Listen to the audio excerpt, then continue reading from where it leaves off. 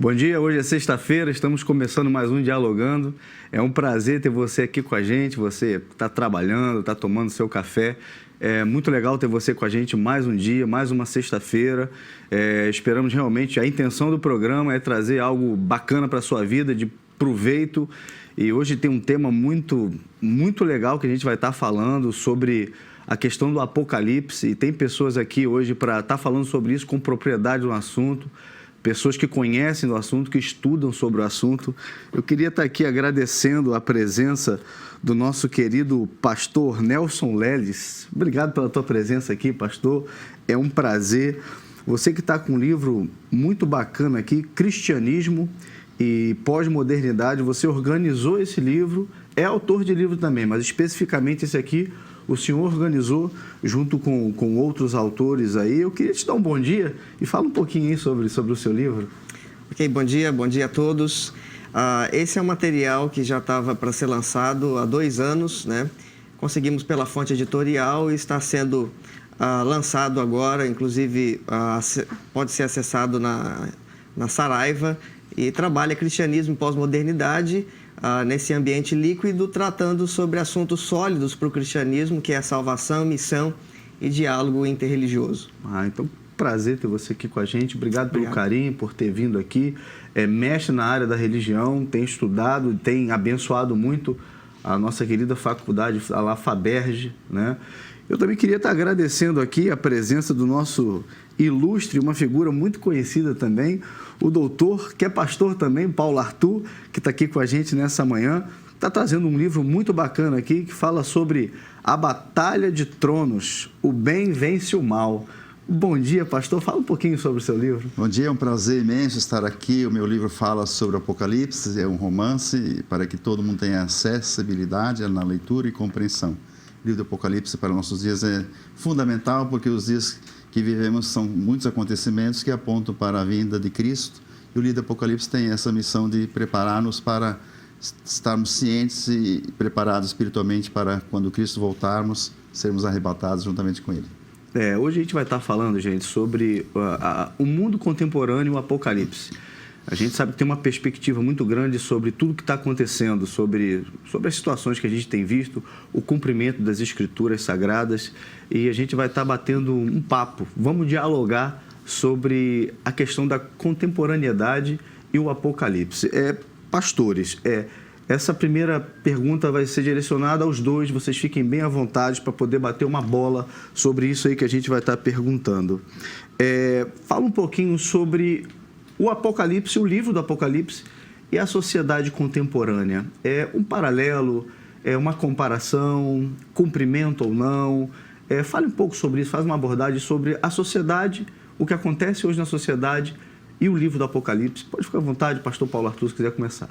O livro do Apocalipse foi um livro escrito no meio de uma grande perseguição, onde a esperança dos cristãos estava em jogo, né? Então, o livro apareceu e esse livro, então, trouxe a esperança, voltou ao cristianismo de uma forma mais autêntica, com mais compreensão e divulgação. E nos nossos dias é interessante sabermos que os jornais, as notícias estão sempre com link com o livro do Apocalipse. Então, quem é um leitor do Apocalipse, aliás, quem lê o livro já tem uma bem-aventurança, bem felizes os que leem o livro do Apocalipse. Então, todos os jornais, acontecimentos políticos e internacionais, nós precisamos estar sempre ligados, porque ele tem link com o livro que revela a história da igreja, a história da humanidade e a própria eternidade. Por isso que João não é um livro para ser compreendido mentalmente somente, mas é um livro para ser compreendido pelos olhos, porque o livro do Apocalipse está cheio de olhos. Então, quando João, o apóstolo, precisava ver primeiro para depois escrever. Então, quando a gente for se aproximar do livro do Apocalipse, precisamos ficar de olhos bem abertos para entender as profecias lá em cima, aqui embaixo e no futuro. É interessante essa questão de alocar o livro do Apocalipse no seu contexto, né? Eu costumo dizer para os meus alunos que os escritores de cada material bíblico, eles sabiam muito bem onde eles estavam colocando a sua pena, né? E eles estão desenvolvendo justamente o seu contexto. E o contexto, de fato, é um contexto de perseguição, né? Eu acredito que nenhum dos autores bíblicos psicografavam, né, os seus livros e pensando simplesmente no futuro, mas também no seu ambiente. Obviamente que existem leituras possíveis para o livro do Apocalipse, mas acredito eu que quando é escrito esse material, ele pensa sobretudo no seu momento, no seu contexto de perseguição, no seu contexto de violência, considerando o Império Romano, né, e as matanças que estão acontecendo em relação aos cristãos. Obviamente que quando a gente ressignifica textos sagrados como esse, a gente consegue observar cenários muito comuns nos dias atuais. Então, é por isso que é muito interessante releituras como essa que o nosso irmão está fazendo, né, justamente para poder trazer esse material à tona e a possibilidade de rever cenários de violência que aconteceu nos tempos anteriores, né, com relação a massacre de cristãos, e obviamente que hoje em dia esses massacres não são apenas em países de janela 1040, enfim, físicos, mas nós temos também massacres psicológicos, né?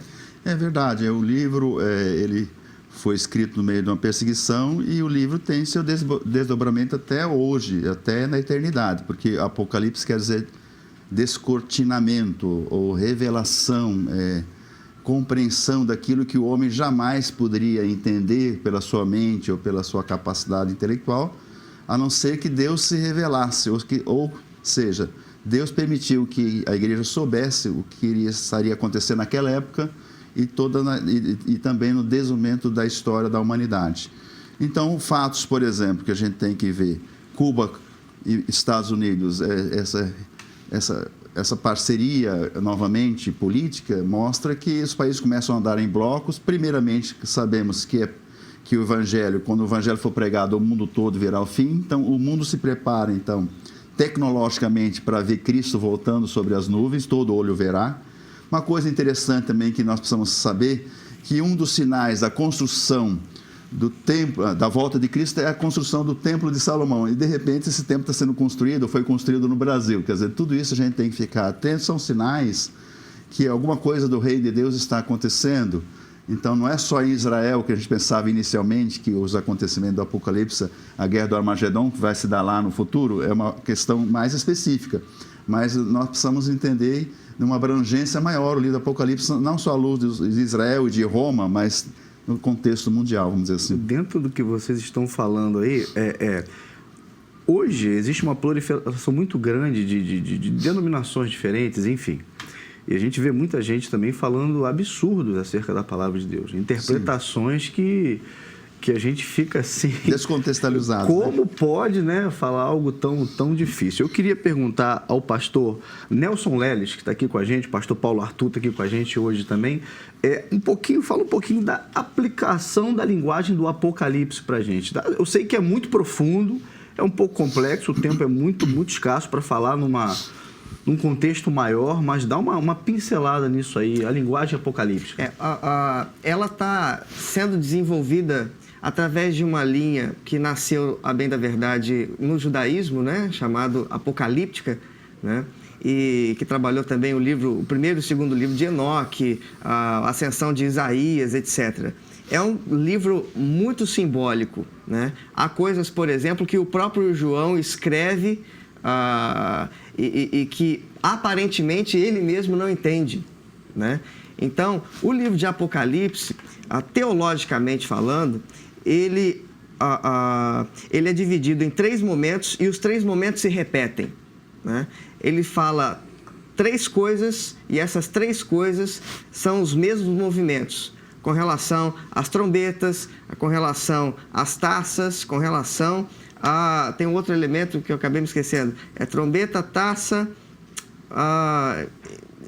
enfim, esqueci. Mas esses 3 eventos são os mesmos que ele relata. A mesma história, né? Então, o simbolismo é extremamente profundo, como a questão do código 666, do selo, né? Selo. Então, o selo na testa, como é que é essa questão? Como os cristãos estão sendo perseguidos, eles precisam escrever em códigos. Os primeiros leitores dessa carta, desse livro, compreendem rapidamente. nós hoje precisamos ressignificar, né? Quem é a besta? Né? Quem é o dragão? Eles estão, obviamente, trabalhando com sinais aqui muito específicos, né? Obviamente que nessa ressignificação nós vamos falar que a besta, o dragão, através da história, alguns falaram é Hitler, é fulano de tal, é determinado líder religioso, mas o livro em si não trabalha nada disso, né? Ele está trabalhando sobre Domiciano, Nero, que alguns acreditavam que não estava morto, que poderia retornar, né? E o código 666, né, é como se fosse... há uma ciência no judaísmo chamada gematria, que os números, que cada letra possui um numeral. E tem uma explicação para isso, né? Então, 666 significa, grosso modo, Nero é Deus, né? Ele é Deus. Então... Tantas interpretações já deram, né, para essa questão. E o selo, né, o sinal da besta naquela época era a adoração ao imperador, né? A sinagoga de Satanás. Eram os cristãos que estavam já adorando esse imperador, né? E a ideia da perseverança é justamente não se prostrar ao culto ao imperador, ficar fiel e fiel até a morte, né? E essa ideia de perseverança, de ligação também para algo bom que virá lá na esquina, é uma ideia que está permeada de esperança para o cristão. Fiquem firmes, vão além, né, de toda essa luta, de toda essa desgraça que está acontecendo no nosso contexto, né? Porque possivelmente vocês que permanecerem até o final receberão coisas boas lá na frente. Dentro desse contexto, né, o pastor Paulo Arthur também ele é psicólogo, inclusive é diretor do curso do Idicenza, né, de psicologia. E o pastor Nelson também, dentro disso aí, vai poder estar falando da questão do Apocalipse. Existe uma perspectiva muito grande em cima do Apocalipse, do grande dia. E as pessoas, às vezes, se preocupam tanto com esse dia da volta do Senhor, para aqueles que creem, que não se preocupam tanto em cumprir a missão que foi dada. Se preocupam mais com a volta do que em cumprir e obedecer aquilo que Ele nos deixou. Fala um pouquinho para a gente, pastores. Apocalipse, destruição ou salvação? As duas coisas. Tem até algo de humor que diz assim, alguém lê o livro e diz, ao ler o livro diz, eu estou perdido. Aí lê de novo o livro e diz, eu estou salvo. Ele dá essa visão dual, que você pode estar salvo ou pode estar perdido, mas o Apocalipse não é uma ideia de destruição, é uma ideia de preparação para uma vida superior, né, que é o arrebatamento, a eternidade, o novo céu, a nova terra, a nova Jerusalém, a descida do céu. Então, o Apocalipse traz uma ideia de abrangência, de eternidade, no sentido de compreensão dos fatos futuros. Claro que ele aponta do juízo final também, que é onde todo mundo comparecerá, e lá vai se abrir os livros de cada um, ou seja, cada um de nós tem um livro, de repente, da sua história, e dentro da psicanálise nós sabemos que o livro está escrito onde ele está guardado? Dentro de nós, porque o nosso inconsciente é feito de linguagem, tudo que vivemos, fizemos, que guardado, então o livro somos nós mesmos, será aberto esse livro diante de tudo, diante daquele que vê, que tem os olhos como chama de fogo, não é? Então, por exemplo, meu livro, eu vou escrever 4 livros sobre o Apocalipse. Esse é o primeiro, que é do Apocalipse 1 a 4. E interessante que eu sonhei, são 15 sonhos que eu tive sobre o livro do Apocalipse. Então, na medida que ia sonhando sobre o livro, eu ia interpretando, associando. Então, eu fiz uma leitura a partir do inconsciente, ao sonhar e interpretar o texto. E agora o segundo livro já está pronto também, porque eu espero o sonho, porque tem todos nós sonhamos à noite, mas eu tenho alguns sonhos especiais que aparecem sobre o livro do Apocalipse. Quando eles aparecem, no outro dia eu escrevo então o sonho e faço a análise do texto. Então eu publico a partir desses sonhos que eu tenho no livro do Apocalipse. Mas você falou, por exemplo, da besta, do falso profeta, né? São coisas interessantes que nós precisamos observar, que o falso profeta fala a ideia de um líder religioso mundial. A besta aponta um sinal de que um líder político mundial que vai comandar. E até as pessoas perguntam para mim assim, mas vivemos a época do líder mundial, da besta, em que ninguém pode comprar nem vender. Eu falei, não, hoje todo mundo quer vender para você, todo dia chega o propósito cartão de crédito. Quer dizer, uma época essas coisas vão ser modificadas. Agora, falar de muitas igrejas, aqui em Campos nós temos pelo menos 1.500 igrejas, né? Então, em muitas igrejas e denominações, são mais de 300 denominações, né? Então, o Evangelho tem se profilado de uma forma grande nesse mundo também. Então, tem muitas interpretações equivocadas, errôneas, descontextualizadas, porque também tem tanta gente surgindo, pregando e falando, que não dá tempo nem de preparar esse pessoal todo que está aí. Então, então, o Evangelho está sendo pregado de uma forma interessante, de uma maneira assim, que a gente não esperava que pudesse acontecer. Né? Cada dia, novas pessoas, novos pastores, nova liderança. E a gente vai ver muita confusão, muita atrapalhação, mas o Evangelho está sendo divulgado de uma forma positiva, no sentido de abrangência mundial, de uma forma que o Evangelho seja crido e aceito. Até nos países mais fechados também tem sido aberta essa possibilidade.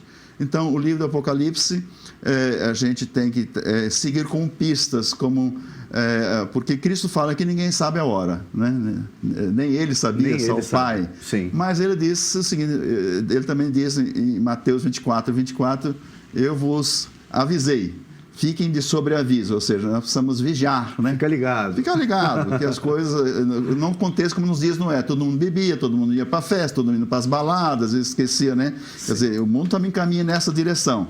Mas nós que cremos precisamos estar atentos e que os sinais estão mostrando que precisamos estar preparados de uma forma de que quando vier o Cristo, né, pela segunda vez, né, agora chama de parousia no grego, né? A vinda iminente de Cristo para arrebatar a igreja e ressuscitar os mortos, e aí vai ser uma outra história maior, mais profunda, mais abrangente, e será uma história eterna. Verdade. A gente já está encerrando o programa. Eu queria estar agradecendo a vocês, mas antes de agradecer, 2 palavrinhas finais, assim, dos 2 pastores, assim. A volta de Cristo, bem resumido. Jesus já voltou de várias formas, né? E quando eu morrer, terá sido como ele tivesse voltado, né? Eu quero terminar dizendo que Roma, como era uma cidade vista simbolicamente como Babilônia, né? Queria fazer com que ela fosse o céu, né? E os cristãos, nessa linguagem, queriam que o céu baixasse à terra, que o reino fosse, né, de Deus aqui na terra, que tirasse a violência, né? Sim. Então, eu queria deixar como uma ideia aqui de que nós, cristãos, precisamos ser os cristos que vão trazer a paz à terra. Amém. Enquanto isso, como se acredita que Jesus retornará, né, nas nuvens, mas eu acredito que ele já pode retornar através de mim, trazendo paz Amém. na terra e eliminando, extirpando um pouco dessa violência que a gente vê nos dias de hoje. Amém, pastor Nelson. Muito obrigado. Pastor Paulo Arthur? A vinda de Cristo está vindo cada momento que alguém crê nele, ele veio. Cada um que vai para a glória, como diz, para a eternidade, ele voltou para aquela pessoa. Mas de uma forma mais específica, ele voltará para todo o mundo, né? Quando a igreja será arrebatada e também o mundo todo o verá. Amém. Então, essa tecnologia toda está sendo preparada para que todo mundo da Terra vai ver a vinda de Cristo. E aí todo mundo vai querer se esconder e não vai poder mais se esconder. Mas eu também diria que uma coisa final, assim, mais específica, que o Evangelho foi dado aos homens de boa vontade. Quando Jesus nasceu, veio a ideia da boa vontade. Então, a boa vontade, precisamos ter homens e mulheres de boa vontade, Amém. Ou de boas vontades neste mundo, nessa cidade, para que a boa vontade prevaleça, o bem Amém. Prevaleça, não o mal, que nós estamos falando do mal, né? Mas o Apocalipse garante 100% que o bem vencerá. Queria agradecer muito a vocês. Obrigado pela participação. Parabéns pelos livros. O livro pode ser encontrado na livraria Saraiva. Isso. E o pastor Paulo Arthur? Lojão evangélico, lado do HSBC, e também pelo site pauloarthur.com.br. Querido, obrigado por tudo, obrigado pela atenção, obrigado aos convidados, que Deus abençoe o seu fim de semana. E lembre de uma coisa, dialogando a gente sempre chega lá. Fica na paz.